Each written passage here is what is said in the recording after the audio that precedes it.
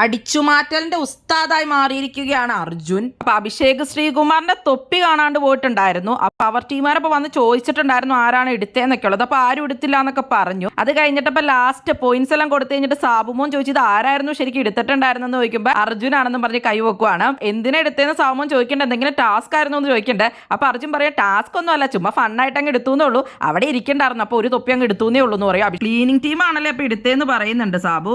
ശ്രീകുമാറിന്റെ തൊപ്പിയാണെന്ന് അറിഞ്ഞിട്ട് എടുത്തതൊന്നുമല്ല, ചുമ്മാ എടുത്ത ഒരു തൊപ്പിയുണ്ട്. അപ്പൊ അത് കൊണ്ടുപോയിട്ട് സിജോയുടെ ബാഗിലും കണ്ട് ഒളിപ്പിച്ചു വെച്ചു. അപ്പൊ അങ്ങനെ അർജുനാണ് അതും അടിച്ചു മാറ്റിയത്. അപ്പൊ അർജുൻ ഫുൾ അടിച്ചു മാറ്റൽ തന്നെയാണ് കേട്ടോ. കല്ലിന്റെ ടാസ്ക് ഇനി കഴിഞ്ഞിട്ടില്ല, വജ്രക്കല്ല് ആർക്ക് വേണമെങ്കിലും ഇനിയും മോഷ്ടിക്കാന്ന് പറഞ്ഞിട്ടുണ്ട്. അപ്പൊ ശ്വേതയും സാബു ഒക്കെ കല്ലും പിടിച്ചിട്ട് അത് എങ്ങനെ വെക്കേണ്ടതെന്നൊക്കെ ഇങ്ങനെ പ്ലാൻ ചെയ്തേക്കുമ്പോഴത്തേക്ക് അർജുൻ അതിൽ പോകുമ്പോൾ ശ്വേത പറയേണ്ട അർജുനാണ് ഈ പാമ്പ് പോലെ നടക്കുകയാണെന്നൊക്കെ ഉള്ളത്. മിക്കവാറും അർജുനും ജിൻഡോയും ആരെങ്കിലും ഒക്കെ ഇത് അടിച്ചു മാറ്റാനുള്ള എല്ലാ സാധ്യതകളും ഉണ്ട്.